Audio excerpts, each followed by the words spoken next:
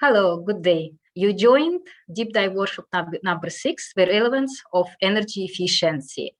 On your right side of the live stream, you can see boxes of Q&A and polling. Please use them. Also, full agenda and biographies of all speakers, as well as slides of all presentations, will be down. If you scroll down, you might find them. I'm very pleased to introduce welcoming address will be provided by Ki Young Nam. He is Principal Energy Economist from the Sustainable Development and Climate Change Department of the Asian Development Bank, where he conceptualizes development of the energy sector strategies and policies and advises in the formulation of the energy sector lending and non-lending pipeline of the projects. Please. Thank you, Dina. Thank you. Let me start. Mr. Tetsushi Sonobe, Dean and CEO of Asia Development Bank Institute, and Ms. Clotilde Rossi Tisciuio from Sustainable Energy for All, distinguished panelists, colleagues, and participants, a pleasant day to all. On behalf of ADB, it is my pleasure to welcome you to this deep dive workshop on the relevance of energy efficiency in Asia and the Pacific.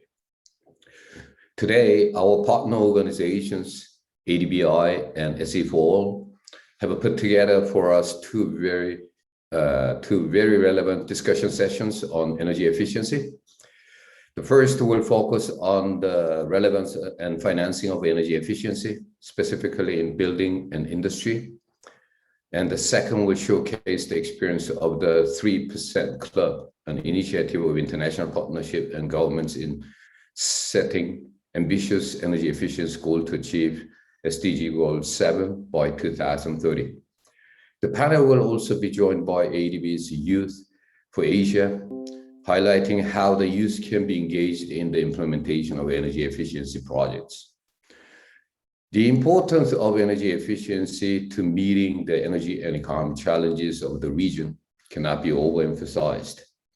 As more countries commit to the high ambitions of net zero emissions by mid-21st century, energy efficiency becomes an essential tool for meeting energy demand and committed climate goals. Part of the strategy to accelerate low carbon transition is to treat energy efficiency as the first fuel that can reduce the overall cost of energy supply generation and of mitigating carbon emissions while accelerating social economic development, enhancing energy security, creating jobs, and improving overall quality of life. The ADB has long been financing energy efficiency measures to reduce energy demand and system losses. Over the last 5 years, the ADB investments in clean energy accounted to $8.5 billion, and of this, 3.6 billion, or about 42%, were invested in energy efficiency. This included demand-side investment for an energy efficiency improvements and energy savings in projects from agriculture and natural resources, transport, urban and water sectors, including the use of efficient household lighting, replacing incandescent lights, more efficient agricultural water pumps, and using LED street lighting. On the other hand, financing for supply-side energy efficiency measures comprised of efficiency improvement, energy savings from cutting down system losses on the grid. Moving forward, ADB recognized the need for further accelerate its effort in promoting energy efficiency solutions for its developing member countries. In keeping with its strategy 2030, ADB will promote energy efficiency alongside the use of renewable energy resources to strengthen ADB's effort in realizing a low carbon future for Asia and the Pacific. Investing in demand-side energy efficiency in buildings, industries, and households, as well as in transport, and assisting in the adoption of digital technologies such as the artificial intelligence will boost the bank's clean energy transition response. On the other hand, ADB will continue to foster supply-side energy efficiency with upgrades to and replacements or new utilities using renewable energy resources. In closing, allow me to convey my appreciations to our co-organizers, ADBI and SC4, for ably organizing this workshop, to our distinguished panel of experts for sharing your profound knowledge and experience, and to all our participants for your keen interest. I look forward to an insightful, stimulating, and interactive discussions with the hope that the knowledge you gain from this workshop will encourage and lead to concrete energy efficiency actions in the future. Thank you very much. Ki-Young Nam, thank you very much for providing welcoming remarks and also for this opportunity to contribute to Asia Clean Energy Forum. I would like to invite for providing opening remarks Tetsushi Sanobi, who is Dean and CEO of the Asian Development Bank Institute, the Tokyo-based think tank of the Asian Development Bank that promotes the realization of prosperous, inclusive, resilient, and sustainable Asia and the Pacific through policy research and capacity building. Thank you, Dina. Good day. Welcome to the Asia Clean Energy Forum 2021 and the Deep Dive Workshop 6 on the relevance of energy efficiency for Asia and the Pacific. ADBI is pleased to co-organize this DDW in collaboration with our excellent co-partners, including ADB and Sustainable Energy for All. It's my great pleasure and honor to provide welcome remarks on behalf of the ADBI and the co-organizers. I'm also pleased to have the opportunity to listen to the distinguished speakers and moderators. This deep dive workshop has a timely and relevant theme as energy demand grows in developing Asia and the Pacific. Energy efficiency holds the key to the success in meeting the growing demand in sustainable manner and preventing catastrophic climate change. Energy efficiency is as vital as conventional sources of energy, since enormous quantities of fuel can be saved by higher efficiency, and hence it can be called fast fuel. In addition, energy efficiency improves energy security, economic competitiveness, air quality, and public health, and lowers greenhouse gas emissions and mitigates climate change. Yet many challenges exist and make it difficult to reduce the energy efficiency gap, or the wedge between the optimal level of energy efficiency and the actual level. Energy efficiency depends on technology and human behaviors. Human behaviors depend on individual decisions, habits, and also on how other people behave. Influences from other people seem to be substantial. So there are a lot of externalities. Technology development is costly and its benefits dissipate widely and thinly. Technological knowledge and the knowledge about human behaviors are public goods. So there are plenty of reasons why market fails and why efforts of individual persons and the individual companies to improve energy efficiency are far from enough. Important roles can be and should be played by local communities, governments, and the international communities. Therefore, the good design of policies and the effective implementation of such policies are essential. And financing energy efficiency investment must be innovative. Because good policy planning and effective implementation, as well as financing energy efficiency, require knowledge and experience and imagination. We are here in this deep dive workshop today to share them. To have truly fruitful knowledge sharing, I encourage everyone in this room to actively participate in the deep dive workshop by typing your questions. We will do our best to answer as many questions as we can during the session. Your questions will also guide our future work on today's important topics. We greatly appreciate your participation. Thank you very much for your attention. Thank you very much, Tsushi Sanobe, for providing welcoming remarks. I would like to remind everyone that Q&A you can type on your top right corner, and also polling you can participate. All the biographies, agenda, and slides you can find if you scroll down.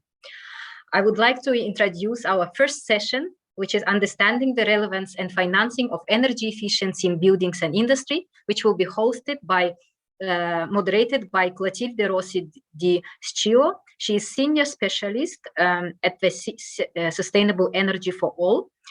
She specializes on energy efficiency as well as cooling at Sustainable Energy for All.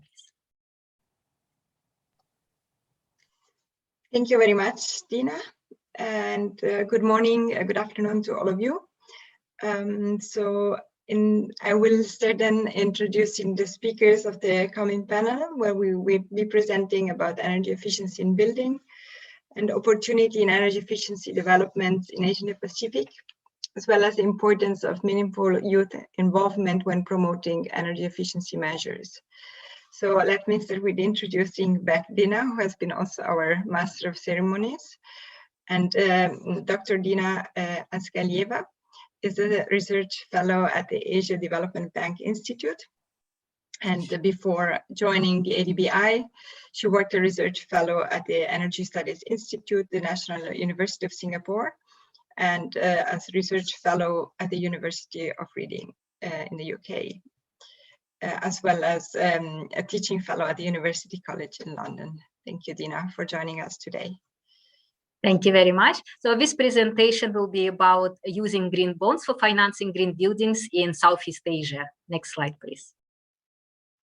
Many of you probably have heard already about green bonds. So briefly, I'll just explain. Green bonds are financial instruments, just like conventional bonds. And the main difference is that they can be used only for financing green projects. Now, what are green projects? The definition depends on the green bond principle or standards which you are using. Most of them quite similar and include renewable energy projects, green buildings, electric vehicles, and other projects, including also climate change adaptation. Next slide, please. What's interesting is that if we compare Southeast Asia and globally, that similarities that two projects are top project in financing using green bonds, energy and green buildings. But the big difference comes with green buildings. Nearly half of green bonds in Southeast Asia are used for green buildings, while globally it's only 1/5 of the green bonds used for green buildings. I think the main reason for that is due to climate, tropical hot climate in Southeast Asia, where energy efficiency improvements in buildings will lead to great impact on energy bills, electricity bills, for example. So among Southeast Asian nations, next slide, please. 5 countries issued green bonds. Those are Indonesia, Singapore, Philippines, Thailand, and Malaysia. Indonesia is the largest issuer among these countries. This is because government of Indonesia issued a few times very large values of green bonds. Also, annual issuance of green bonds grows in Southeast Asia every year until 2020. It started in 2017, only recently. However, still a share of Southeast Asia green bonds globally, it's below 3%. Next slide, please. Now, if you look at who are issuers of green bonds, we can see that Southeast Asia and the rest of the world are quite similar. 90% of all green bonds are issued only by 3 sectors: government, utilities, and financials.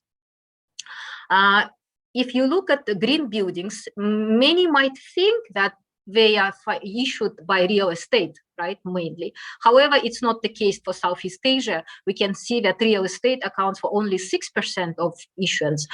This means that in Southeast Asia, green bonds for green buildings are issued not only by real estate, but also by other sectors like banks.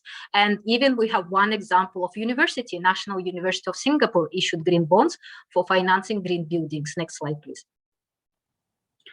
Now let's look at two countries, Singapore and Malaysia. What's interesting about them, that large share of green bonds were used for financing green buildings in both countries.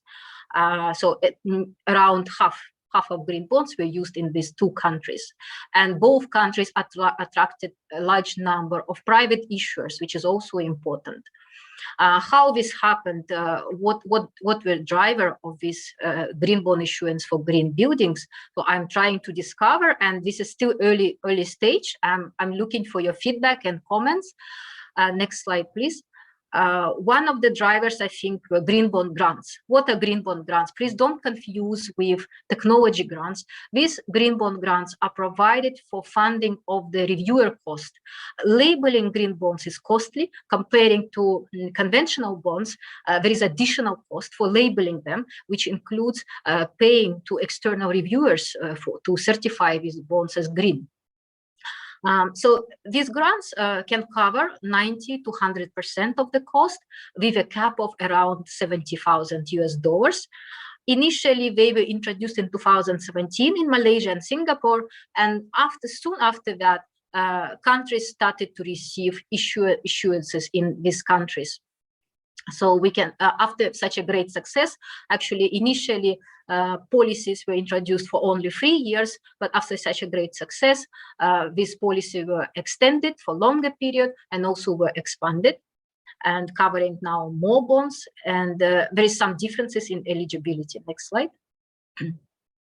Another important thing to have for this financing green bonds, green buildings, green building standards. If you want to issue green bonds to finance green buildings, unlike other projects, green buildings require certification. So you need to have a certificate of green building. It could be most of green bond standards. They agree that it could be regional, national, or internationally recognized standards. So could be any standards. They accept regional, national, and internationally recognized. Next slide. Now, if I look at which standards were actually used, very interestingly, that they didn't use just one standard for green building. They used a combination, several. Most of issuers used internationally recognized, and in addition to that, several internationally recognized, and in addition to that, their own national green building standards. So, for example, in Singapore, we use Singaporean green building standard, in Philippines, and so on. So I think this availability of national green building standard also important, as well as a cost of labeling green building and green bonds. Next slide. So here I provide some links useful, which I hope you can access to get more information. And hopefully this research will be published in the book which we plan, and call for papers is open for anyone to submit. To sum up, I want to conclude that policies which help reducing the cost of labeling green bonds or green buildings will be helpful, especially for first-time issuers, because for first-time issuers, cost is higher and risks are higher. Thank you very much. Thank you very much, Tina, for your presentation and for your insights on the green bonds. And I see already there are some questions coming up. Please keep the questions coming. We will be addressing them in the panel discussion right after the next two presenters. I would like to introduce now William Hudson, who is leading the Carbon Trust work in Southeast Asia, where he supports regional governments to deliver low carbon policy and regulation, works with financial institutions, as well as with corporate organizations. William Main's focus for the past 2 years has been the design and delivery of energy efficiency component of the UK government £15 million Asian low carbon energy program. This three-year program is focused on opening green finance and energy efficiency markets in Asia, with outcomes including strengthened policy and regulation, an improved business environment, and a robust pipeline of investment-grade projects. Thank you. Thank you very much, Clotilde. Yeah, it's a pleasure to be able to speak this morning. Good morning, everyone. Good afternoon. So my name's Will Hudson. So as Clotilde mentioned, I'm leading on the energy efficiency component of the UK government's ASEAN low carbon energy programme. So that's the subject for today. And I'll be focusing mostly on industrial energy efficiency. So we've heard a little bit about buildings and green bonds, but mostly industrial energy efficiency, which is the focus of our programme. Next slide, please. Yeah, so just a quick agenda. So I'm going to talk briefly about the programme and give a bit of an overview of what we've been doing. I'll then talk about barriers and opportunities to energy efficiency in ASEAN at a high level. And then a little bit more of a deep dive on the challenges and opportunities around financing energy efficiency in particular. Then a few case studies, very brief, and the next steps around what we're doing on our programme. Next slide, please. Yeah, so this gives an overview of the programme itself. So as Clotilde mentioned, it's a £15 million aid programme. It lasts for 3 years. We're around 2 years into the programme now, so a year to go. There are two key components. So one is green finance, the other is energy efficiency. We're looking to open up the markets in those two areas across the region. There is a bit of overlap between the two work streams. So energy efficiency finance is increasingly a focus for us. So the Carbon Trust is leading on the energy efficiency aspects, and we're partnered with EY, who are leading on the green finance aspects. We also have IMC Worldwide, who are helping us to mainstream gender and inclusion considerations into the programme. And broadly, we're looking at a few different areas. So one is policy and regulatory support. So working with governments around the region to assist with energy efficiency policy, and particularly deep diving on regulations around product standards. So trying to mainstream minimum energy performance standards for various product types, particularly electric motors. And also we're doing quite a bit of work on sort of general awareness raising, work linked to data. So trying to improve the data availability linked to energy consumption in different sectors or economic sectors across the region. And finally, looking at pilot projects. So we've learned as we've gone along that seeing is believing in ASEAN. So it's important to do demonstration projects, and they can help develop pipeline, which is required alongside the finance, of course. So we're working in 6 countries, so Indonesia, Malaysia, Myanmar, Philippines, Thailand, and Vietnam. The primary goal of the programme is to increase energy efficiency and the adoption of low carbon energy using green finance. We have a secondary objective, which is to promote trade across the region as well. So that's a little overview. So next slide, please.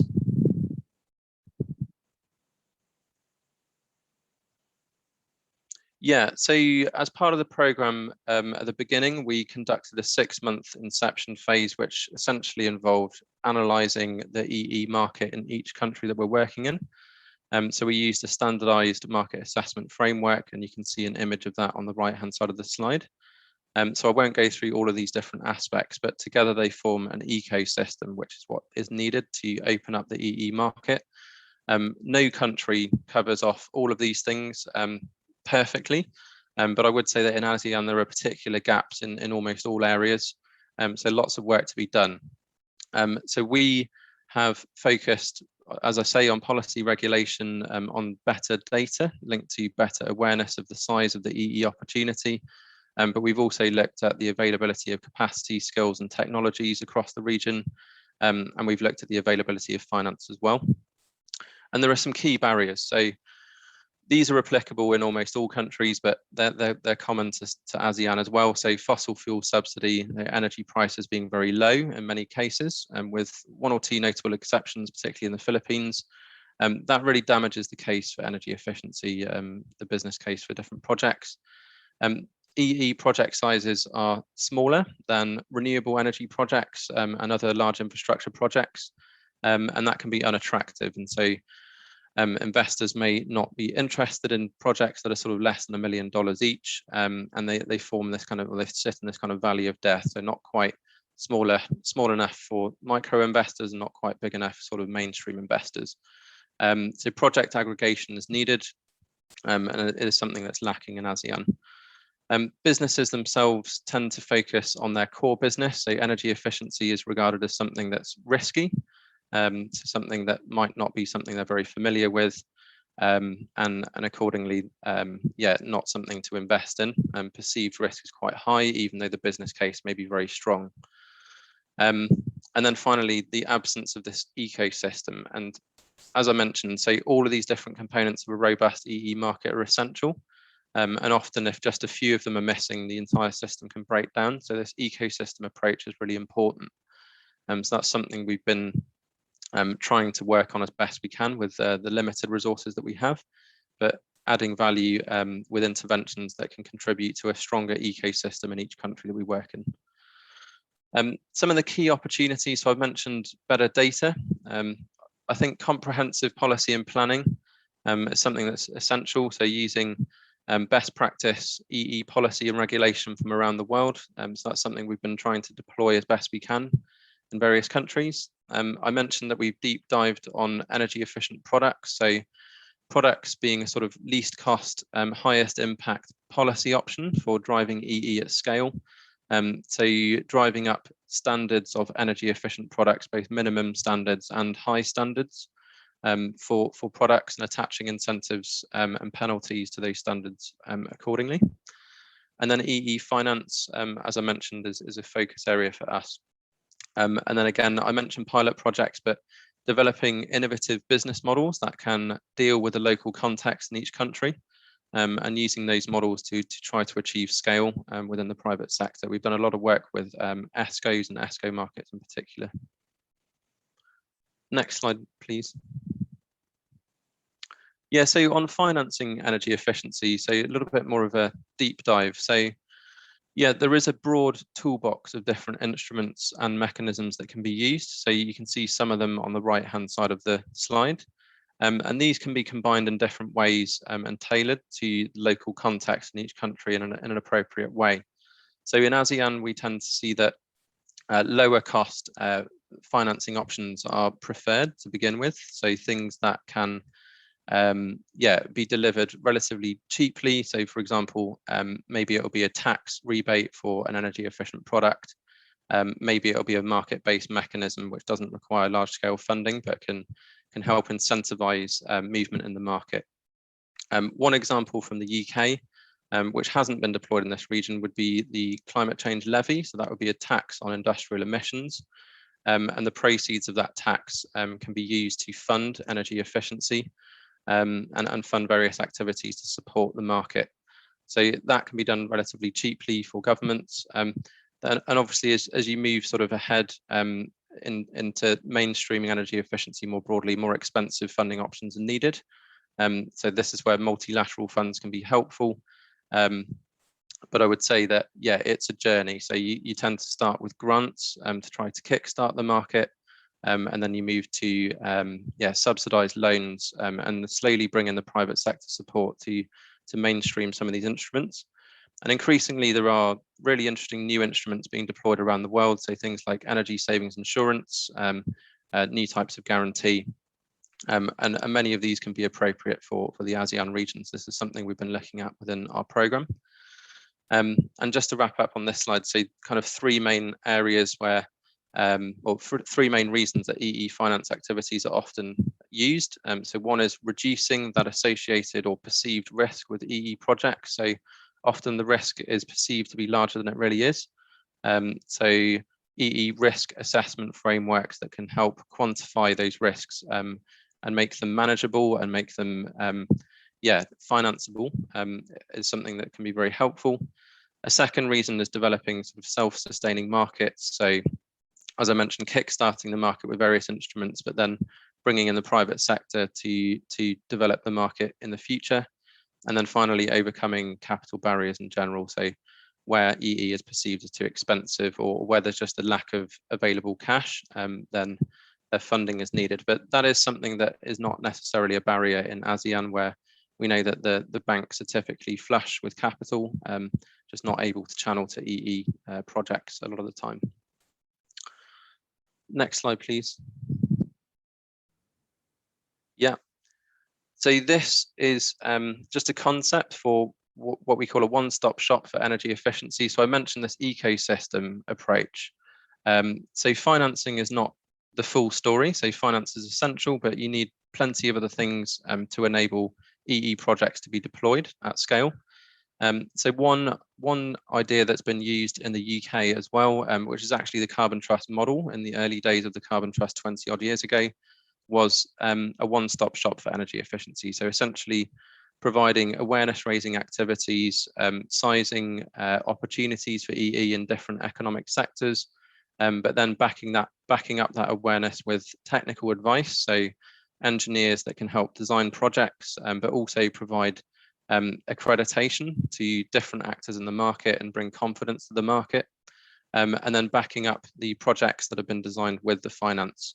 And that can all be done under one roof. But one consideration is that this often needs to be outsourced from government to some extent. So you can have a trusted actor that sits between the private sector and government. And this isn't something that's been seen in ASEAN to date, but is an interesting concept that could help push the market for EE in the future. Next slide, please. Yeah, so just a few case studies of the work that we're doing through LSEP. So the first one in Indonesia. So we're currently working with PTSMI. So they're a government-owned infrastructure investment bank, and they are looking to develop an EE loans product.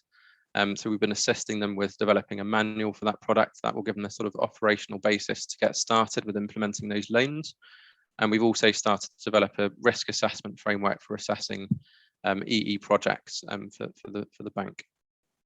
Second example in the Philippines, so we've been working with the Department of Energy around developing guidelines for developing government energy efficiency projects, so projects in the public sector, and in particular providing guidelines that overcome some of the typical barriers to developing government projects. So they're normally around procurement, contracting of third parties, and budgeting.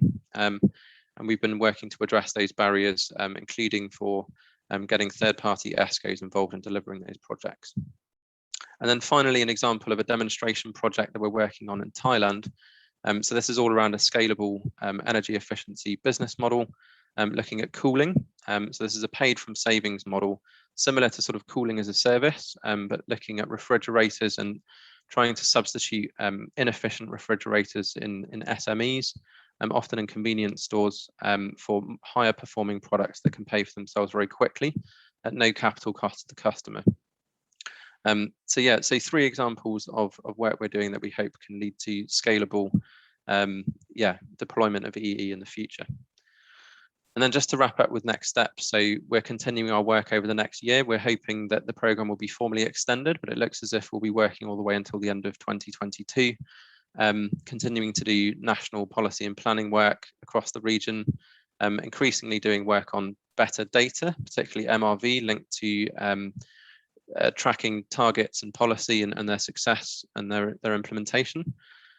We're also expanding our product standards work to new countries, and we're going to continue with EE finance work in general across the region. So yeah, any questions, very welcome. Thank you very much. Thank you very much, Will, for your presentation. Thank you for sharing some more information on the current status on the low carbon energy program, as well as case studies. I would like now to introduce Swethan Rumble. Sweth is a youth project designer at ADB Youth for Asia. And as part of the Youth for Asia team, he focuses on integrating a meaningful youth engagement into ADB operations, events, and knowledge generation in the urban, transport, and energy sectors. At ADB, he has worked to consolidate youth participation in road safety intervention and define Youth for Asia's novel approach for engaging young people in demand-side energy sector projects. Thank you. Youth. Thank you, Clotilde. Yes, I'm Swith from ADB's Youth for Asia, and I believe that the meaningful engagement of youth, those between the ages of 15 and 29, in demand-side energy efficiency programs can significantly contribute to sustainably and cost-effectively closing the gap between energy supply and energy demand in Asia and the Pacific. Fundamentally, we should explicitly target and engage with youth in the development of their clean energy future, as youth possess unique characteristics and assets which enable them to contribute in distinctive ways. Firstly, youth have shown to be caring and responsible energy citizens in their leadership of global social movements and grassroots activism, rejecting fossil fuels and combating climate change. Despite this, youth are still generally excluded from formal decision-making on the energy transition, forcing them to be resilient and resourceful in achieving their objectives. Along with the freshness of youth thinking, this results in innovative solutions to entrenched energy-related problems.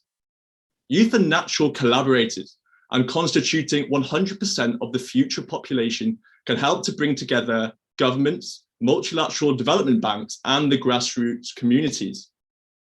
Youth are digitally literate, making them a key resource for piloting new technologies and providing those on the other side of the digital divide with crucial information. Finally, youth are best placed to understand their peers, and so are crucial in collecting behavioral insights from other youth, such as on energy consumption and representing youth interests. At Youth for Asia, we promote meaningful youth engagement, which is achieved when, under enabling conditions, youth representatives participate throughout the program lifecycle and enter into youth-adult partnerships. This is about creating a conducive ecosystem in which intergenerational partnerships can thrive, and where we can match the passion and assets of a diverse range of youth with the expertise and experience of older generations for the benefit of all across Asia and the Pacific. Applying the principle of meaningful youth engagement to demand-side energy efficiency by ensuring youth co-leadership in projects, programs, and policies is the only way to ensure the interest and participation of youth in these initiatives, while also contributing to the personal, social, and economic development of our future citizens. I now turn to why youth participation is necessary for sustainably managing the gap between energy supply and demand. Next slide, please. Thank you. We know that efficiency measures are often the cheapest, cleanest, and most accessible energy source for meeting increasing demand in developing countries. In turn, it is the residential sector that can offer some of the easiest and largest gains through technology and behavior change. Both of these can be positively influenced by the inherent characteristics of youth. However, thus far, Asia and the Pacific has lagged behind other parts of the world, such as North America and Sub-Saharan Africa, in meaningfully engaging communities and young people for the achievement of energy efficiency targets. Firstly, with technology, new devices can be adopted in the household, such as smart meters, or investments can be made to the building structure.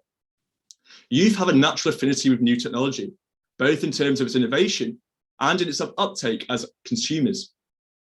Secondly, behavior change is a particularly useful intervention for developing member countries, as it requires often a minimum monetary investment. This behavior change can be simple, such as turning off appliances, or it can interact with technological change, such as in the informed use of thermostats. Not only are youth generally more receptive to these new concepts, they're also highly accomplished at changing the behaviors of others, including, for instance, through their skillful access to knowledge on the internet and their patterns of engagement with social media. One concrete way to integrate meaningful youth engagement into energy efficiency is through a youth auditing program. Thank you.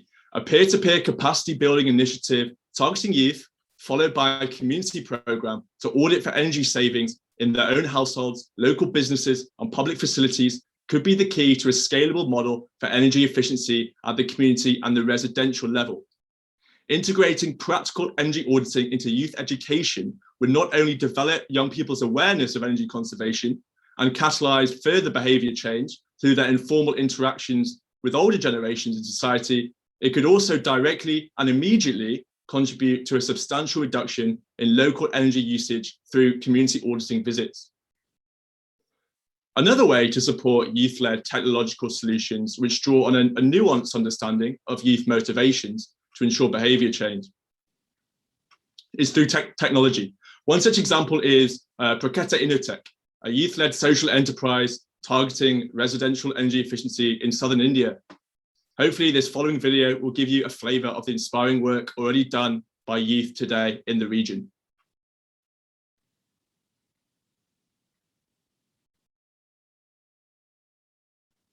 I'm Vaishak, founder of Praketa Innotech Private Limited, a youth-led Indian social enterprise responsible for the design of BEEP, the Behavioral Effective Energy Planner. BEEP is a standalone practical device for understanding real-time residential consumption patterns and changing consumer behavior.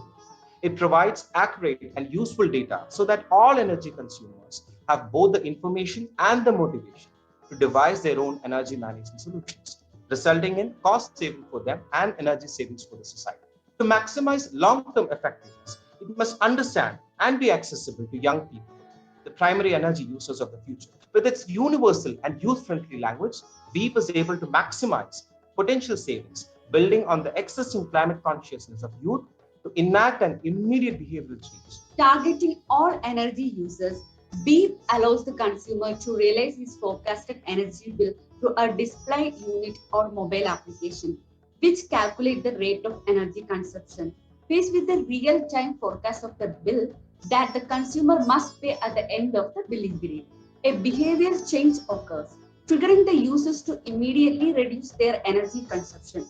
Specifically targeting youth, either as energy consumers in the family household or the primary bill payers, BEEP also displays present and forecasted CO2 emissions.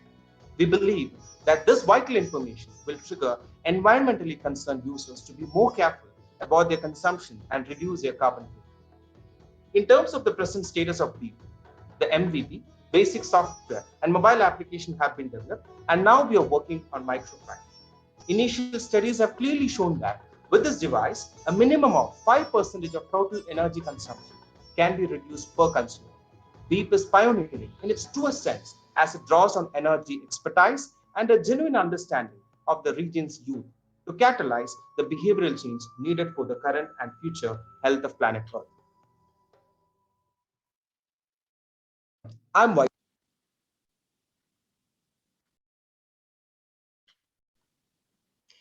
Thank you very much, With. Very good to hear about youth engagement and how this can be instrumental also for energy efficiency projects. I would like now to ask a polling question that will be open also for some time so that you will have time to answer it. And the polling question is, what type of support is most needed in your country for financing energy efficiency improvements? Fiscal measure, taxes, grants and subsidies, research, development and demonstration, training and information, standards, code and labeling, govern direct investment or other. So thank you for sharing your point of view and giving us an answer to this question. Now there are a few questions from the audience that we would like to address. Great. So I would like to start with Dina and ask you the questions related to green bonds. So the question is, are green bonds a one-time financial fund to project or a yearly fund, and who is paying for the fund, for this fund? Thank you. Thank you very much for this question. Thank you very much, audience, for asking this. Green bonds for borrowing side works exactly the same as conventional bonds. So this is the way to borrow money.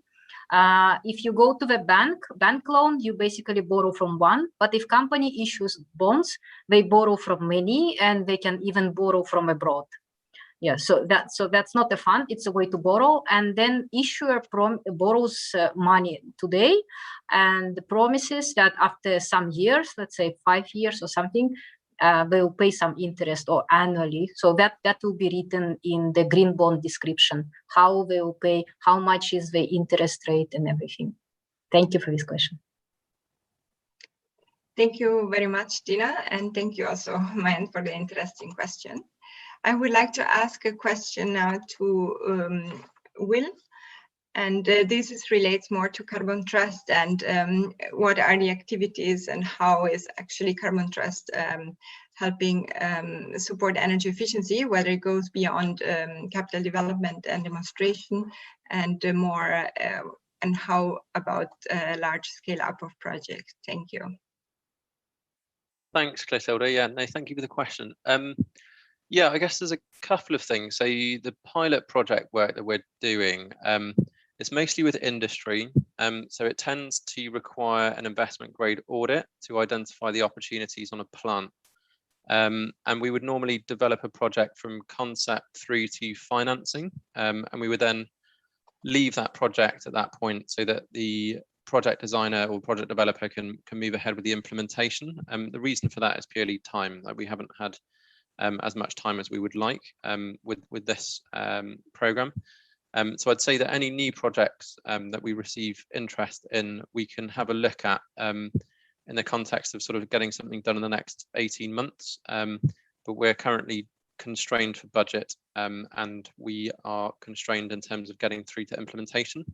And in terms of sort of broader scale up or other support that businesses could have from our program, we have what's called the ASEAN Energy Efficiency Accelerator. There is a, well, you can Google it, so ASEAN Energy Efficiency Accelerator, and we're offering a whole range of services to corporates, which are not linked to demonstration projects, but include audits. They include energy management, consultation, installation.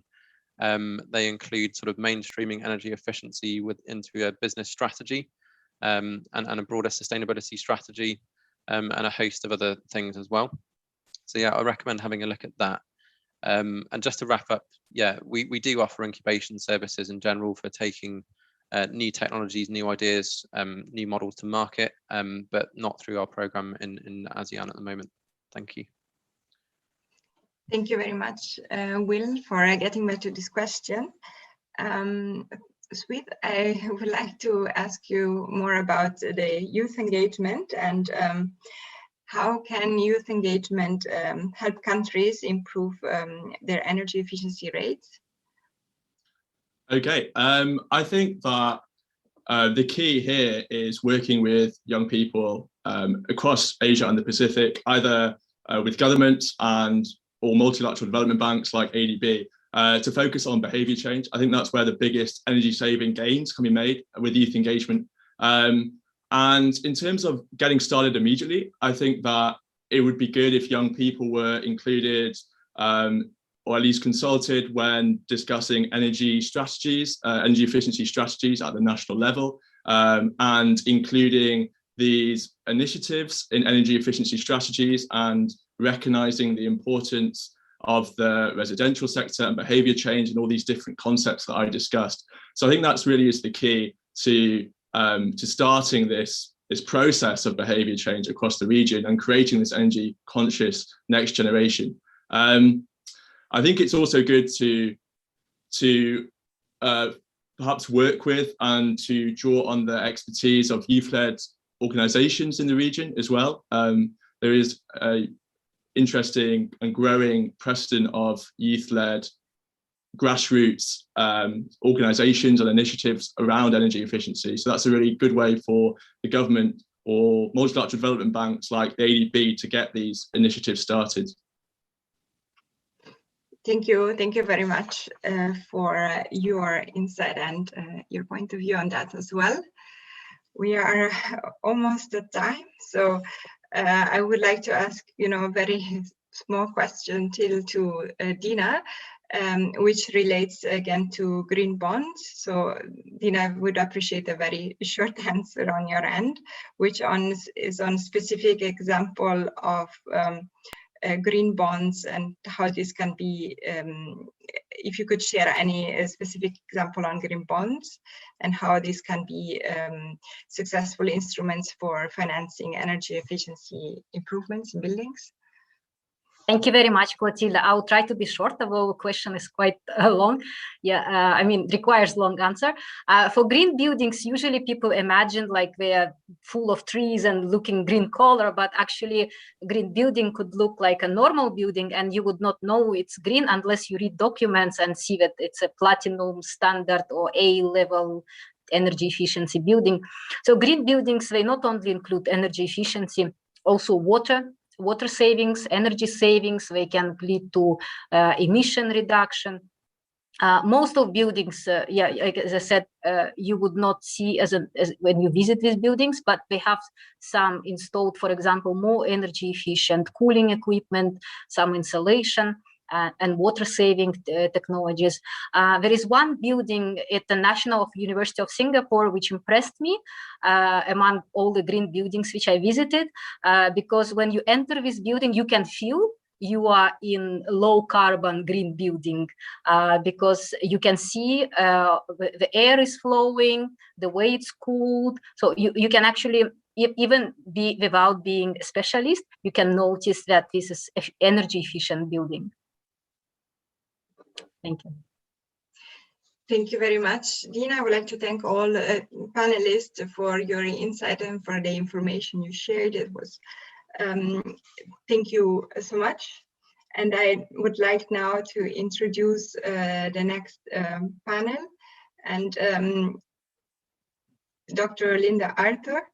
So Linda is Senior Specialist at the Asia Development Bank Institute. She works with government officials by designing knowledge product to strengthen policy making and implementing across a range of priority areas for developing and emerging Asia. She's seconded from the ADB, where she has worked since 2003 in various positions, including field assignment in Afghanistan and Pakistan. She holds a PhD from Oxford University and an MA and a BA from the University of Toronto. Thank you, Linda. Thank you very much, Clotilde. Hello and welcome to session 2. Here we're going to showcase country experiences in promoting and implementing effective energy efficiency initiatives to increase private investments in efficiency improvements and achieve national energy efficiency targets. Just wanted to give you a bit of information on this 3% Club. Some of you may be wondering what it is, and I think it's a great name for it. It certainly, creates sort of this mystery about a 3% Club, but its partners work with governments to coordinate the deployment of energy efficiency solutions with the goal of accelerating the rate of energy efficiency improvement to 3% per year, hence the name, 3% Club. And 3% is actually the rate needed to meet the Paris climate goals and achieve sustainable energy for all. So that's the 3% Club. And now I'd like to introduce our panelists. We have 3 panelists today, coming from 3 countries. The first is Dr. Sardar Mohazam. He's the Managing Director of the National Energy Efficiency and Conservation Authority in Pakistan. He has served as advisor with public sector, academia, and international development partners. He is proactively involved in restructuring and institutionalization of energy efficiency, as well as climate change mitigation NDCs at national and provincial level. Ms. Yvonne So is the Executive Director of the Singapore Green Building Council, which is an industry organization founded on a strong public-private partnership to drive the transformation of Singapore's built environment. Her work experience spans both the public and private sector. She's passionate about driving corporate action on climate change and the development of programs to motivate and sustain a virtuous cycle of action. Mr. Wang Van Tam is the Deputy Head of Climate Change and Green Growth Office under the Steering Committee's Ministry of Industry and Trade, Vietnam. He is working on climate change and green growth for the energy and industry sector. He's been in charge of working on various topics related to the National Program on Energy Efficiency, developing and updating NDCs development for energy sectors, and NDCs implementation mechanisms such as carbon pricing, carbon crediting instruments, and emission trading. So let's start then with a brief presentation by Dr. Mohazam. And then we'll follow with Ms. Yvonne So and then Mr. Wang Van Tang. And Dr. Mohazem, you have 5 minutes. Please go ahead. Thank you. I think I'd just like to focus on, with this presentation, on Pakistan's strategic plan for 2020-2023 and some of its alignment with post-COVID-19 recovery. Next slide, please. So it's just like, I just wanted to highlight a bit of context, like where Pakistan comes from, the energy efficiency context and how and when we moved forward with that. I think it's worth mentioning here that Pakistan started this whole energy efficiency and conservation as a autonomous agency, which was established in 1985. And 1985-86 onward, there has been consistently efforts in this area. And there was a serious efforts being put in place in 2006 with the legal cover provided by passing an act of parliament and then established an authority for national energy efficiency and conservation. So I think over these years, there were some times when there was work going on, but in some times there was a bit of dormancy in that area. In 2020 and 19 was the time that we took over and the new government came into the office, and I started preparing with my team and at National Energy Efficiency and Conservation Authority, the National Strategic Plan for 2020 and 2023. And then I think afterwards, this strategic plan, we have set a goal for 3 MTOE of energy saving from the primary energy supply.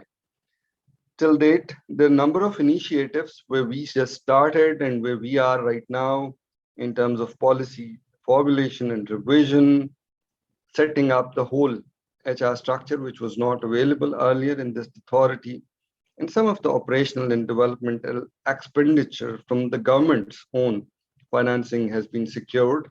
And still, we are moving forward with some of these achievements, which will be reflected in this presentation.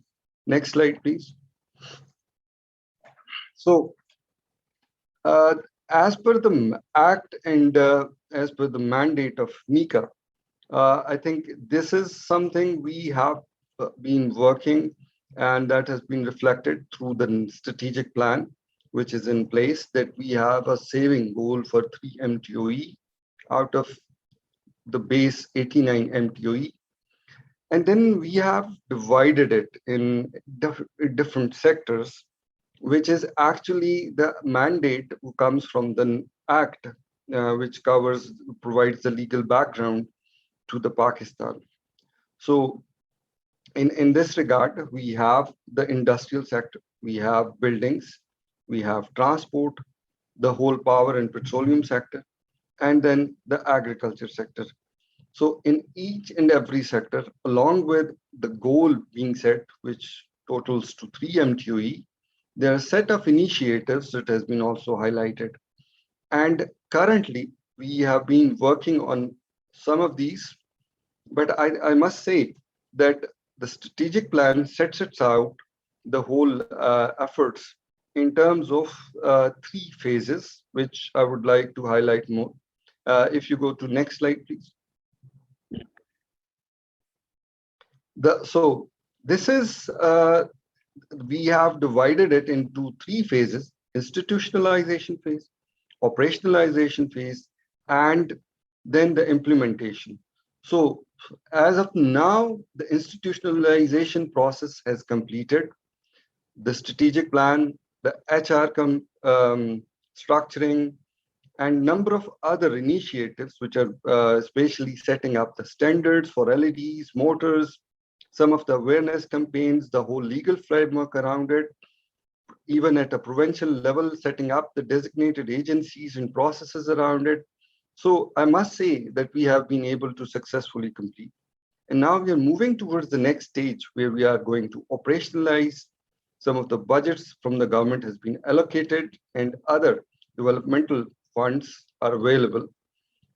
And lastly, I think the true implementation, once these things are in place, some of initiatives have already started, such as the audits of captive power plants and some other appliances who are currently in voluntarily regime, but we will be taking up and making them mandatory.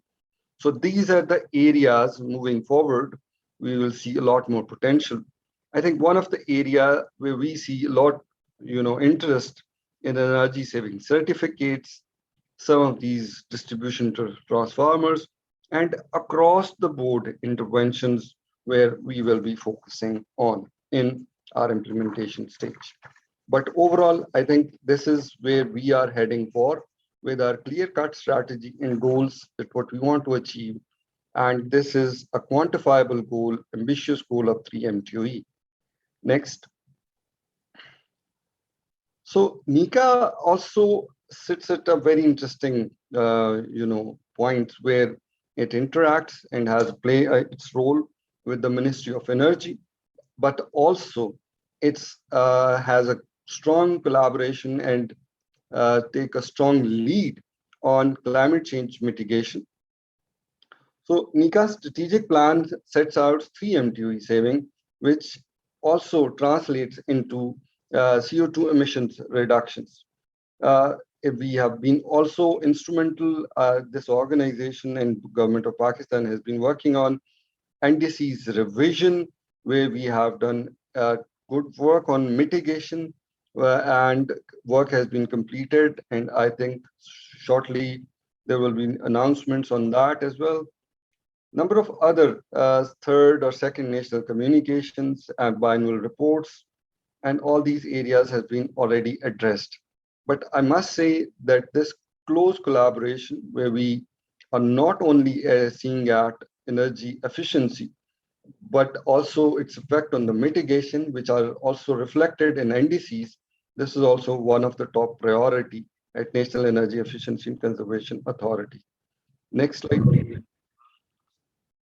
Okay. So this is the challenges and the barriers. I think currently what we are facing, lack of capacity to undertake projects related to energy efficiency. There are lack of, international partners efforts. So far, we have experienced to extend support for energy efficiency in systems and operations, because earlier there were challenges of large scale energy shortages, electricity, but now I think this has changed. The whole energy landscape is changing and there is more potential to look into this area as well. And I think upgradation of industries and lack of funds or resources to optimize industrial processes and their awareness is a very important thing. And I think there is a huge potential, which is a challenge as well as an opportunity to develop ESCO's market and then developing the whole mechanisms around energy savings, certificates and the green bonds, which has not been taken up very well, maybe in some areas, but this is provides a great opportunity to work in Pakistan. Thank you. Thank you very much. Thank you very much, Dr. Mohazam. Great to know that Pakistan is on it, and especially on the mitigation side. Excellent. And let me now move to Yvonne So. She will be presenting a few slides for you. Ms. So, you have 5 minutes. Please go ahead. Okay, thank you, Linda. And a very good day to everyone. So energy efficiency is a key pillar of Singapore's green building programs and also a key feature of our long-term low-emission development strategy. It's a key mitigation measure for Singapore to achieve our NDC targets, though I must add that this is not a recent development born out of our climate change commitments, but rather an ongoing continuous process that began a long time ago in 1979 to be exact. So in that year, Singapore developed our first codes to address energy use in buildings. and these were implemented through the building control regulations. The scope of the regulations included aspects such as the thermal performance of building facades and envelope, as well as the energy efficiency of building equipment, such as for air conditioning and lighting. So since 1979, the regulations and guidelines have been reviewed and updated a number of times, with new requirements introduced to keep up with the changing needs of the industry and users, as well as to strengthen its overall effectiveness. So some of the codes and standards that were introduced back then and that are still being used today include those on the envelope thermal performance for buildings, the energy efficiency standard for building services and equipment, the code of practice for air conditioning and mechanical ventilation in buildings, as well as that for the lighting of workplaces. These codes and standards, they form part of the prescriptive compliance requirements for the submission of building plans under Singapore's Building Control Act and regulations. So fast forward to 2005. In 2005, a big shift that really propelled energy efficiency and the environmental sustainability of buildings to the forefront is the introduction of the Green Mark scheme by the Building and Construction Authority. It started off as a purely voluntary scheme to recognize industry leadership, but legislation was subsequently introduced in 2008 to require a minimum environmental performance level for new buildings. This was then followed up with additional requirements for existing buildings in 2012 to require owners of commercial buildings to submit their building energy data, as well as to carry out energy audits periodically.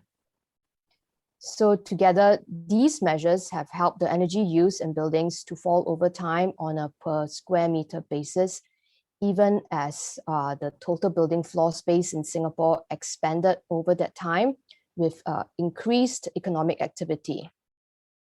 So next slide, please. So moving to today, 2021, this year, the Building and Construction Authority and the Singapore Green Building Council, as a joint public-private sector effort, co-created and launched a refreshed Green Building Master Plan to get our buildings to 2030.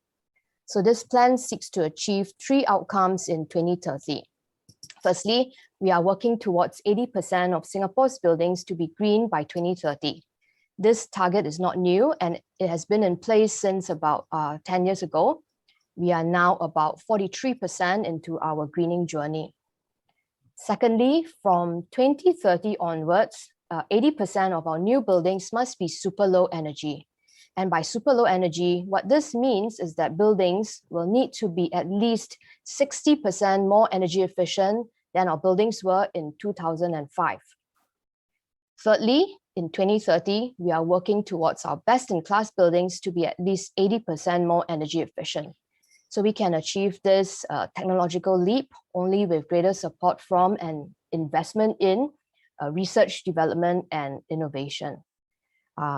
So in conclusion, you would have noticed the continued emphasis on the energy efficiency of buildings in the definition of Singapore Green Building. Energy efficiency remains the linchpin of our environmental strategy for buildings in Singapore, and it is a guiding principle that has not wavered since 1979. So that's all for my presentation. Thank you, and back to you, Linda. Thank you very much, Ms. So, and very good to know that Singapore, with its usual efficiency, has, highlighted some very ambitious targets by 2030, and I'm sure it will make great strides in reaching those. Next, we have Mr. Huang Van Tam, and I think you are also sharing a few slides today. You have 5 minutes. Please go ahead.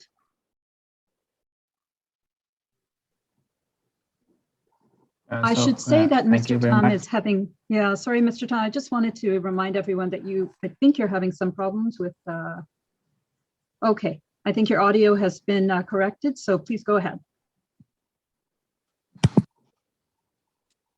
Yes, okay. Also, thinking it's better when I turn off my comments and for better connection. So, thank you, Linda, and good morning, good afternoon, everybody. Today I'm very happy to join the interesting event and to share with the overview our national energy efficiency policy, and in terms of the way to address the climate target and the energy implementation in our country. Next slide, please.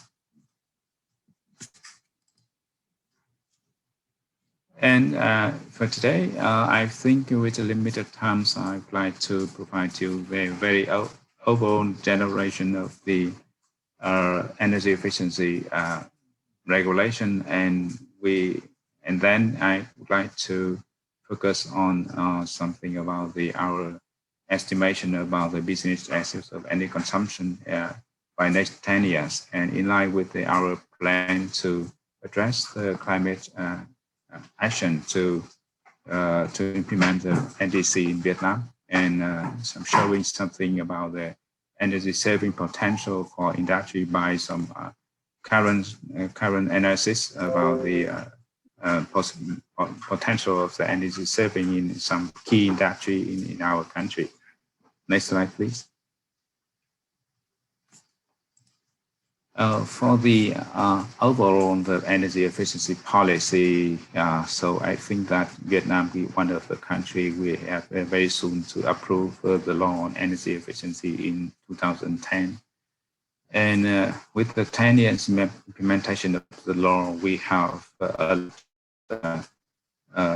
regulations from the government decree to Prime Minister decision, and some very specific circular of the Life Ministry, including the MOIT Ministry, Industry and Trade.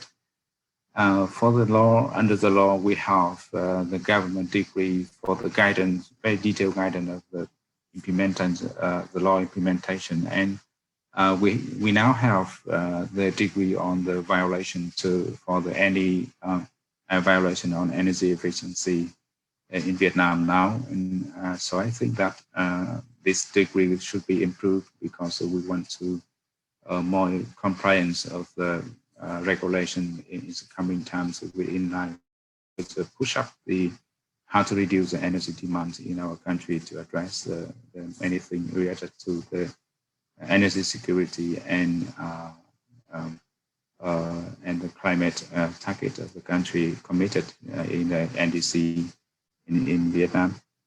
Under the law, we now have many Prime Minister decisions for. I think that we have been running many programs approved by the Prime Minister decision for the energy labeling. We now in the market in Vietnam, we have seen that many energy labeling label in the electricity equipment in the market. You can see the 5 stars or from the 3 stars to 5 stars. You can for the customer they can choose which one is better, and most of the market now we are with 5.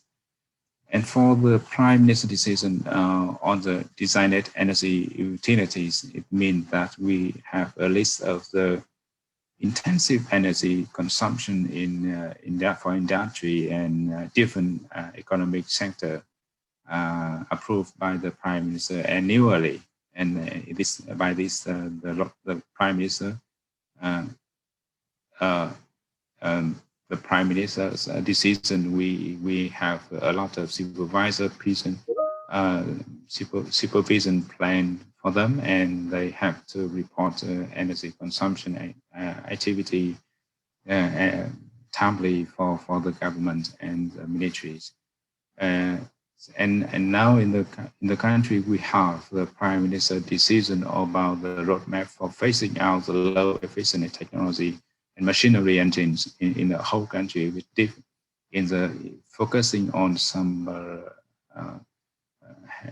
heavy industry, for example, for the power sector, and some different types of the engines and motors with a low efficient energy consumption, they have to see the signal for the government to phasing out everything in our countries in the next 10 years.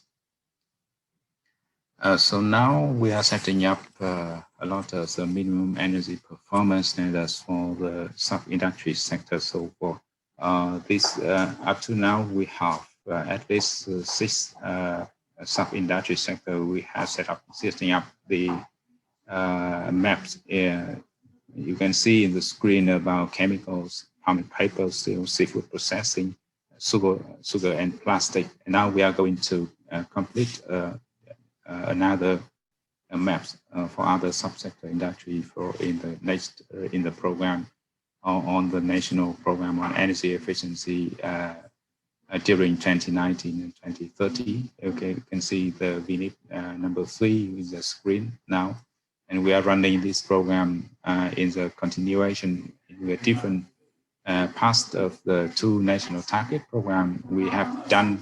Have been done since 2006 and 2015. For the now we think that we are keep continuing that the national program on Energy Star and communication market management for higher efficient electronic equipment, and I think that now we are in the energy efficiency. We have a lot of policy and regulation on that, and now we are improving on the way of improving this the regulation, and hope to see the more comprehensive government regulation in the coming times. We will align with our national security, energy efficiency, and the commitment of the Paris Agreement in the coming times. Next slide, please. Yes, okay, right. Yeah, okay. Oh, really? Okay, so next slide, please. I can go quickly. As for the next slide, you can see that you can see that in the growing of our energy demand from the whole country, as most of the energy consumption account for the industry, we take into account about for half of the energy consumption, final energy consumption in the country, and so I think that with most of the energy savings potential in the next slides we will present now. Okay, next slide, please. I can focus on that. You can see that different sub-industry sector with the high potential for energy efficiency from different types of technology. That's why we now are working with different partners and development partners to implement and promote and speed up our energy saving activities in our country. So now we have today, we have William with now working with his program on low energy efficiency program in Asia, and now we are speeding up different types of energy saving for different. You can see in the screen with a heavy industry from iron, plastic, and beverage, and some paper, building materials for cement sector, and some other with different types of technology, energy efficient technology analysis, and we can see here. And okay, that's we can go to there. I think that's with thumbs up. We hope that you can see we have more time to work further clarification in the Q&A session. So sorry for the I have to stop here to hand over to the next speaker. Thank you very much. Thank you very much, Mr. Wang, for sharing the developments in Vietnam. I would like to now do a lightning round of questions. We're behind time, so if each speaker, each panelist could just respond and try to keep it to 1 minute, that would be appreciated, because there are also questions from the audience. Now, if I can start with Dr. Mahazam, what are the barriers for setting and achieving ambitious energy efficiency targets? Please go ahead. I think, thank you for the question. I think I've already highlighted some of these, the barriers when we were working in that direction, that especially the capacities at national level and especially the partnership which needed in terms of with the private sector or with internationally, that's currently has been seen in the developing world, that when there is a high demand for energy, and then how much we see the potential for energy efficiency at the same time. So this comes up with, that there are priorities, but which one is needed first? And the access to energy becomes a big priority. So overall, this context of understanding like which is the first fuel, that gives us a challenge like, okay, the energy should be available first, and then the access should be the secondary thing. And again, there is this understanding that how there are the co-benefits and how the energy intensity will help. So awareness, capacity building, and then this whole collaboration around it, that how effectively energy efficiency can be mobilized and useful, I think, and embedded into the overall governance and institutional frameworks, that also at some extent gives us, brings us to this challenges and barriers for the implementation and moving forward in that direction. Thank you, Dr. Mahazam. Certainly, it takes a village, so many moving parts. Let me now move to Ms. So. Could you tell us what the main motivation is for applying for Green Mark certification in Singapore? Yes, thank you for the question. So I think we can start by first looking at what green bonds look for. So green bonds generally aim to mobilize capital for positive environmental or climate-friendly investments. So the ability to define environmental additionality and to also have the means to monitor and verify performance in a transparent manner would be very important. So most established green building rating tools are able to fulfill that function, and the Green Mark is definitely one of them, where the standard also goes one step further by requiring that permanent instrumentation be installed for critical building systems. So this is to ensure that the measurement and verification of building performance can be undertaken not just at the completion of the building project, but will also be an ongoing practice throughout the building's operations and lifespan. So the other thing we want to do also is to ensure that emissions reductions are sufficiently deep. And in Singapore, a basic standard level of environmental sustainability has already been embedded into building regulations. So the Green Mark certification goes beyond that basic improvement level with the added performance targets all well defined. And on top of it, a Green Mark Platinum building would represent the best-in-class buildings that can be achieved with today's technologies. So I believe these are probably some of the factors contributing to the popularity of Green Mark standard, in Singapore as well as in the application for green bonds. Yep, thank you. Okay, thanks very much for that. I think there are further questions for you from the audience. But first, let me turn to Mr. Wang. And I wonder if you can tell us, do you think international collaboration can help set and achieve national energy efficiency targets? If you could just answer in quickly in 1 minute, thanks.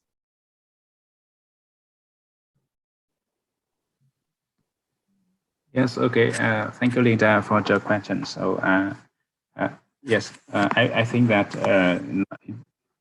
yes, okay. So we now we are cooperate with international partners in our country to implement and to support our national program on energy efficiency.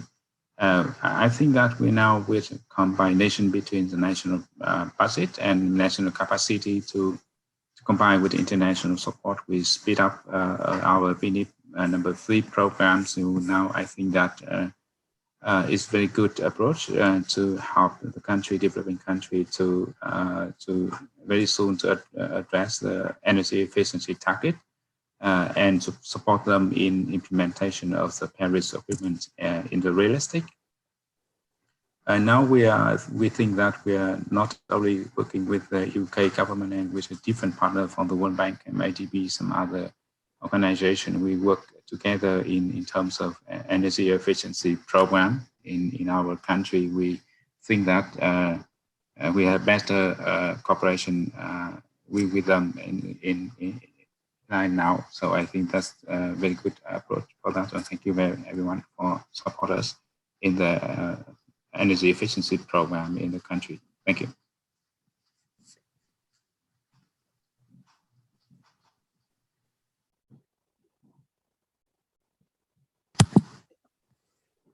Some technical issues. I haven't. I'm fine. Thank you very much. Okay, thanks, Mr. Wang. Sorry, I had a microphone issue there. But now I'd like to move to the questions from the audience, actually. And for Ms. So, Singapore has been the leader in green buildings. How were you able to prescribe maximum energy use intensity per type of building? For example, hotel, hospital, office buildings. And how do you ensure compliance to this? This is a question from Teresa Lapus. Yep, thanks for that question.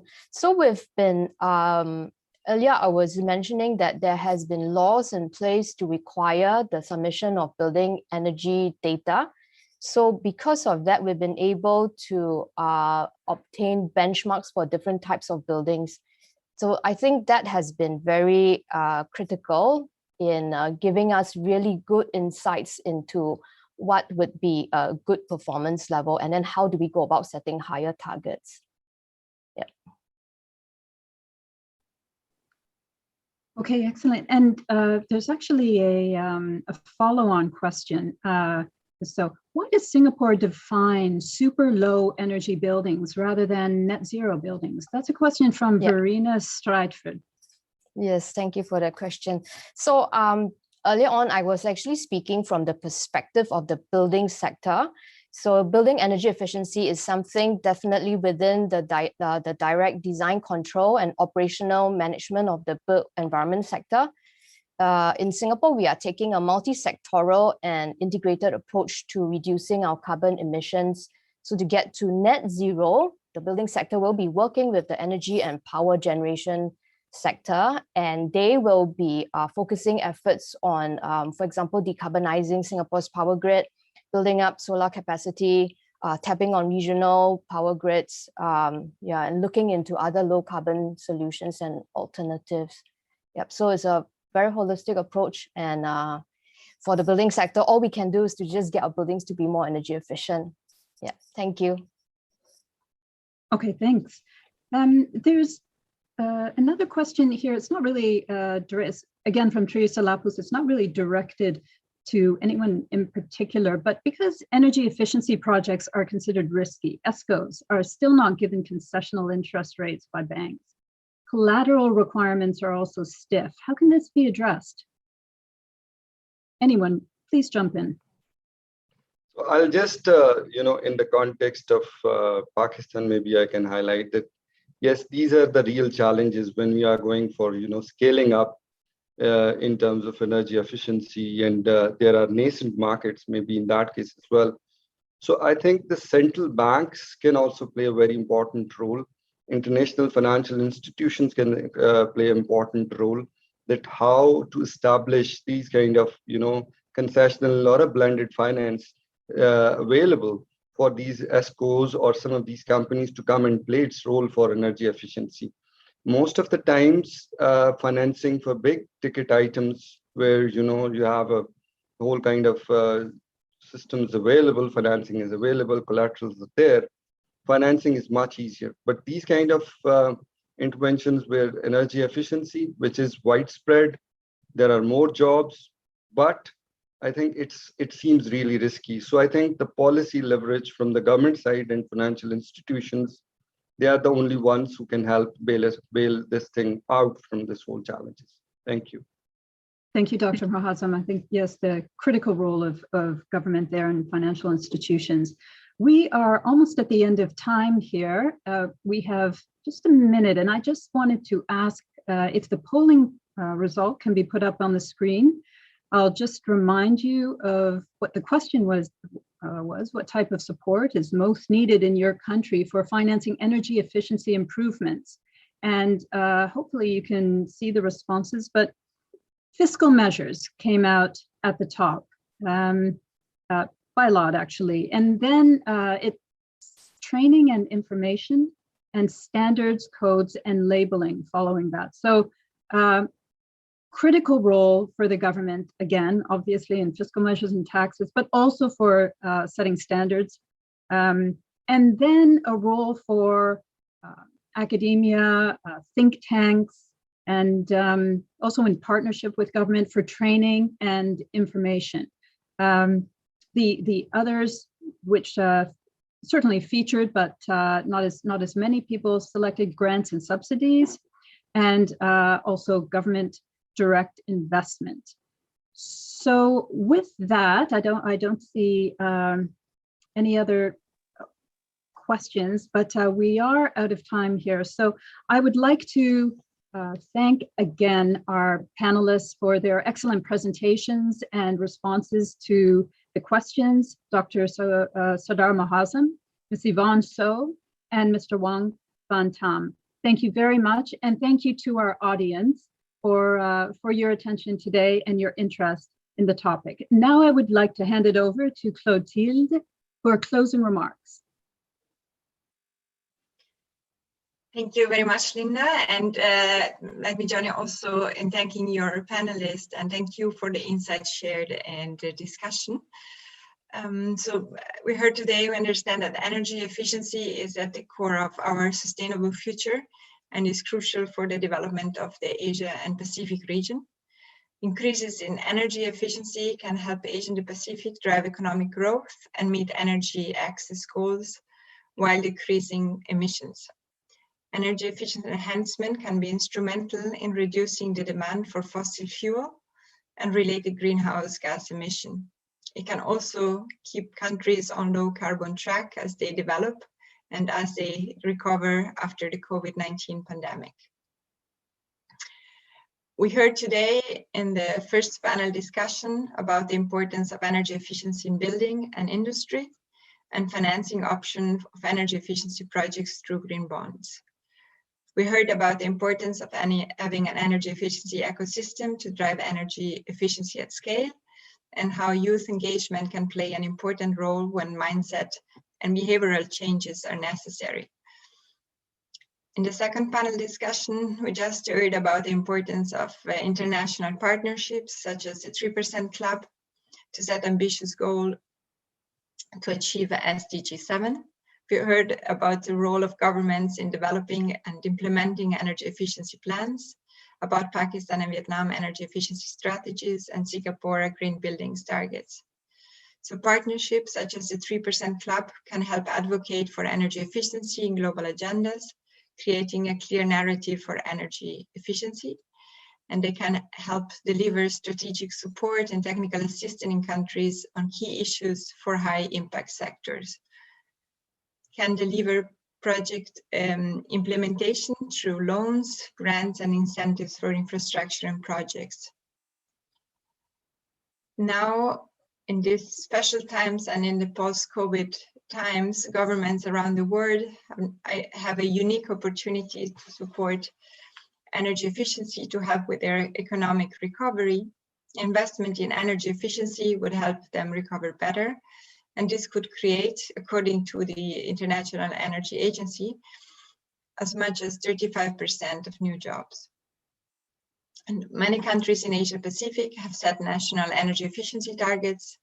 Stringent policy and financial tools are necessary and needed to properly enhance the market supporting energy efficient technologies and services in order to achieve national goals.